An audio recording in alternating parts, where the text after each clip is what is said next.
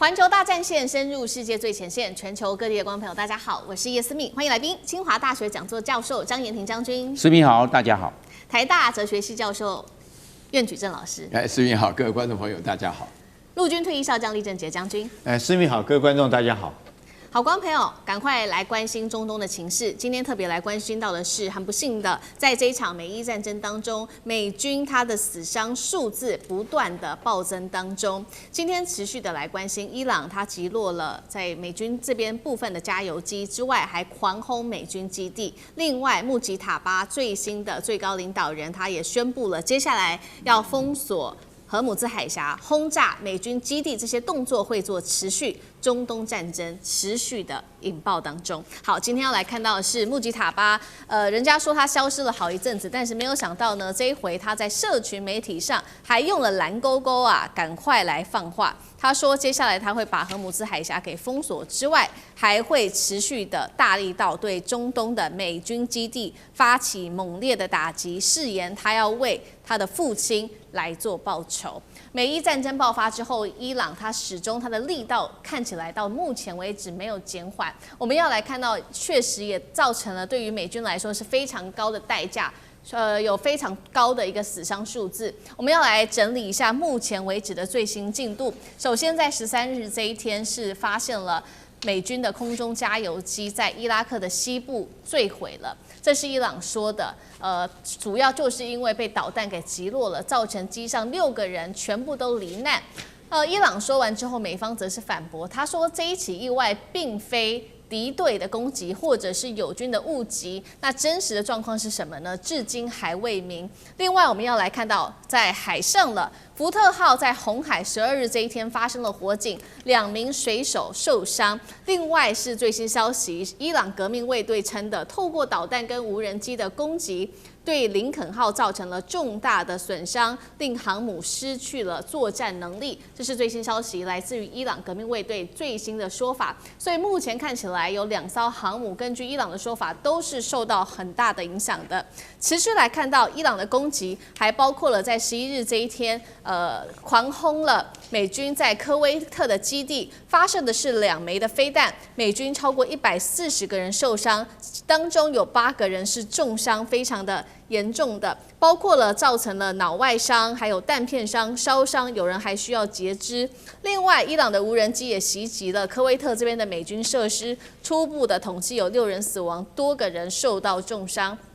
我们要来持续看到，除了真的有许多人伤亡之外，针对于这些油轮、海上的油轮，伊朗则是使用它的炸药船袭击伊拉克的水域，2艘美国的燃料油轮烧了起来，造成1名船员死亡。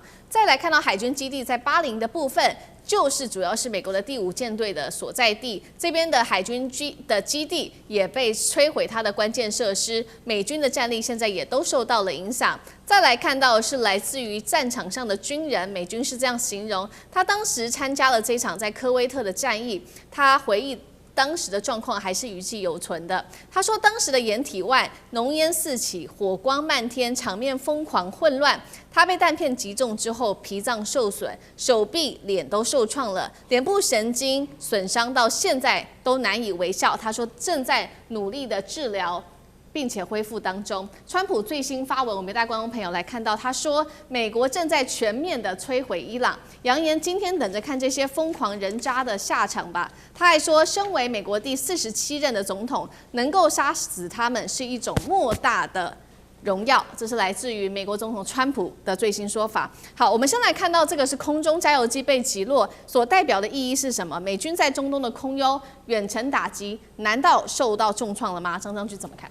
我认为这是个单一事件，但是从单一事件来知道，美军在这方面的风险管控是出了一些问题，应该是这个样。因为空中加油机 K7135哦，它有3个是要固定的，这3个刚好也是它的短板。那伊朗今天它的突击队或者是它的特战部队、特工部队，如果出动的话，布置得好哦，可以撂下几架。第一个它起飞的都是低空起飞的时候。要爬高到5000公尺，也就是15000英尺，这是它短板。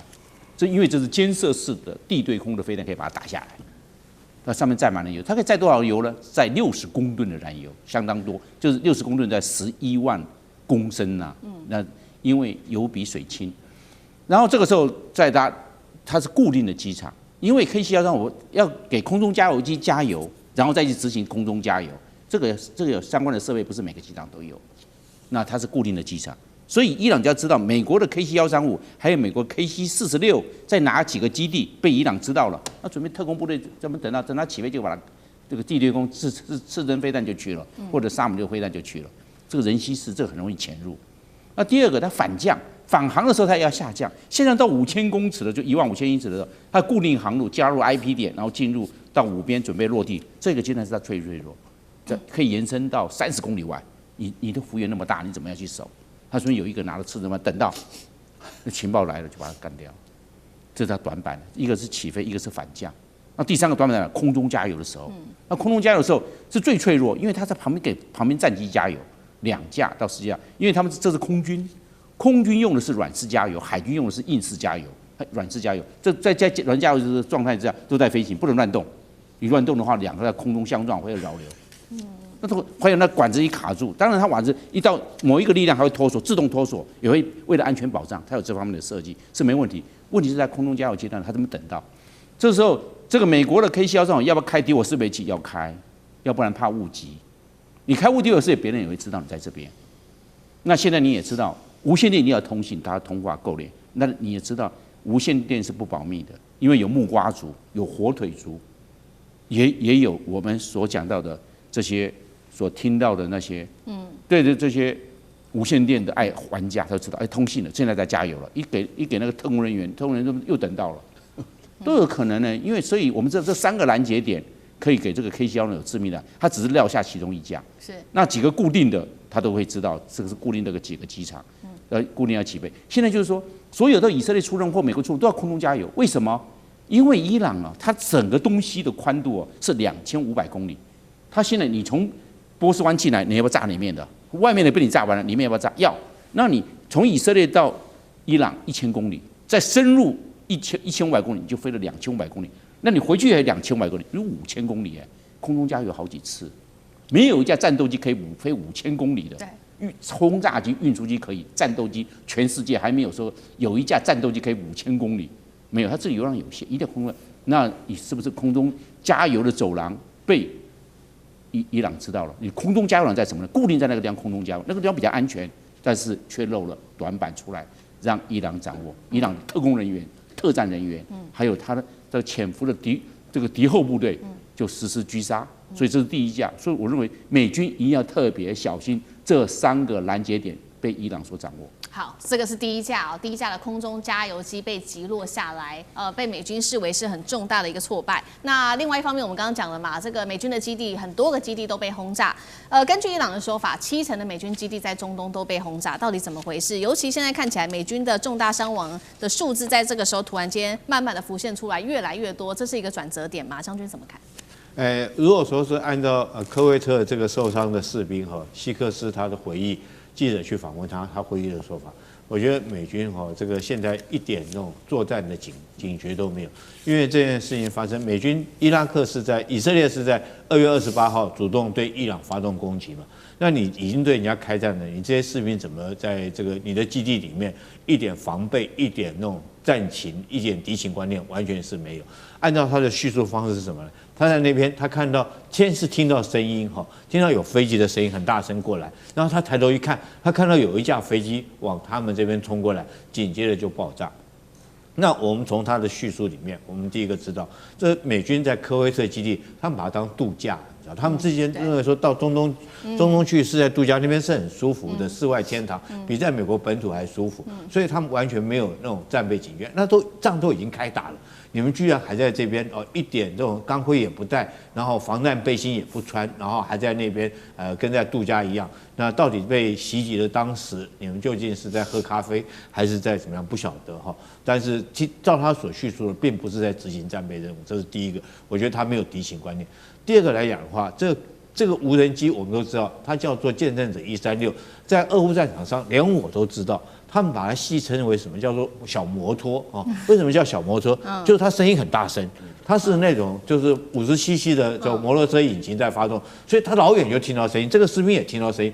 你为什么听到这种声音？你不晓得说是这个是敌机来袭，赶快卧倒或赶快找隐蔽部，你还抬头去看。这第二个证明他们完全没有训练，说这个是敌机。那第三个，我觉得这个你既然是美军的基地来讲，你这种飞机不是打不到，它时速只有100多公里，是很慢的这种速度。那你如果说是用50机枪的话，你都可以将它打下来，不是说不能打下来的。你不要说用导弹啊，这个依照我们陆军来讲的话，像这个时速100多公里的，我们陆军以前有个叫做对空监视哨，你知道吗？如果各位观众有兴趣的话，这个你看它四周就是50机枪而已，就是我们每天都要派对空监视哨在那个地方。那你这时候你这个基地外面居然没有派对空监视哨，如果有对空监视哨，你一挺50机枪哦，或者是4管50机枪，那种传统，如果说你美军以你的装备的话，你3-5快炮，这种都是很传统的火药，你都可以把这个飞机打下来。你不见得一定要用到刺针导弹啊那种高超，用武器就可以打。可见得他们完全没有防备哈，所以可见得美军在这场战争里面哈，这个就太过于自大了。认为说自己天下无敌哈，这个不把这个伊朗当一回事。那你另外从几件事情也可以证实啊，譬如说福特号这时候失火这件事情，那我觉得很可能就是官兵太疲累了哈，这个连续11个月在外面执勤，那一定会有所疏忽，所以造成这样失火。在这个时候失火，失火可能对舰体伤害不大，可是对面子挂不住。新闻一爆出来，你美军到底在搞什么？到时候全世界会瞧不起你美军。是好，那老师又怎么看？这是一场全面的消耗战吗？长期的？听到2位将军所讲的内容，我提出一个结论，就是美军绝对不是所向无敌的啦，啊，因为大家要了解这里面的情况。首先第一点呢，那个空中加油机啊，美国矢口否认的结果，我得到这个消息是看大陆的央视里面所报道的，而且非常非常详细啊，机上的人员全部都死亡。刚刚我们将军一讲，要打下 KC-135的这个空中加油机，没有想象中那么困难的，但是美国现在觉得很没有面子，矢口否认了。啊，那么基本上我比较相信央视的报道，的确被打下来了。不管怎么讲，因为发生的怪事太多了嘛。前一阵子来讲，说是科威特连续打下3架 F-15，那个时候我记得你坐在旁边讲说 F-15飞得最快，居然被打成这个样子啊！那个就是说是里面都说是误击，对不对？都说是误击，哪来这么多误击啊？对不对？好，这是第一点。然后第二点的话呢，那个福特号，因为现在有3架航空母舰嘛，对不对？福特的、林肯的，还有那个乔治布希的，准备往那边去。那个林肯挨了弹以后呢，跑到1000多公里以外的话呢，那么就是躲的，因为他一挨弹的时候，代表一件事情，就是你刚刚讲到说是这个穆杰塔巴他们讲说。他今天在 X 发表，他就3项原则。第一个的话呢，荷姆斯海峡是绝对封闭的，啊，你要过来的话呢，其他各国麻烦你叫美国的驱逐舰来护卫你，来试一试，那就是太有把握要打掉你了。所以你在这种情况下，那这个福特舰的话呢，前一阵子就是电池弹射有问题，后来是厕所有问题，那现在是连洗衣房都烧火了。那这个还得了？很多人就在讲说，是不是福特舰里面的官兵觉得说这场仗打不下去了，缺乏公义，也缺乏什么理由啊？是不是官兵自己在搞？原来厕所搞不通的时候，就会觉得我们大家都有经验，那厕所让不通，你把东西丢下去就不通了。所以在这种情况下，然后第3点的话呢，我是觉得说是那个美国现在，因为我今天看到那个希克斯在讲到那个科威特的那个兵啊，虽然我们刚刚厉将军讲得非常清楚啊，这一点防卫意识都没有。美军到中东去当兵，纯粹他自己讲的是度假。我小的时候看到美军啊，我9岁的时候美军才走啊，美军在台北真的跟度假没两样，你知道吗？我家里一个朋友，他个房子租给美军了，那不得了啊！我跟你讲，美军的生活简直是糜烂不堪的啊！那大家会注意到，因为他们生活好，有钱嘛，对不对？生活水准高。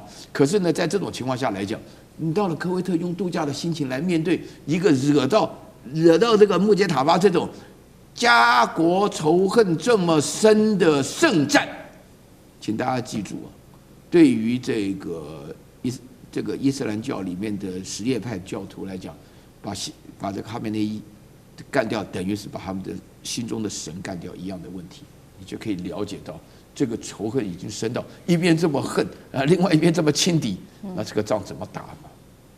怎么打？是。好，谢谢苑老师。那我们休息一下，马上回来。地缘政治、美中之争、战略价值、强权崛起、小国生存，现在与未来洞悉事件走向，掌握世界脉动，全球观点尽在环球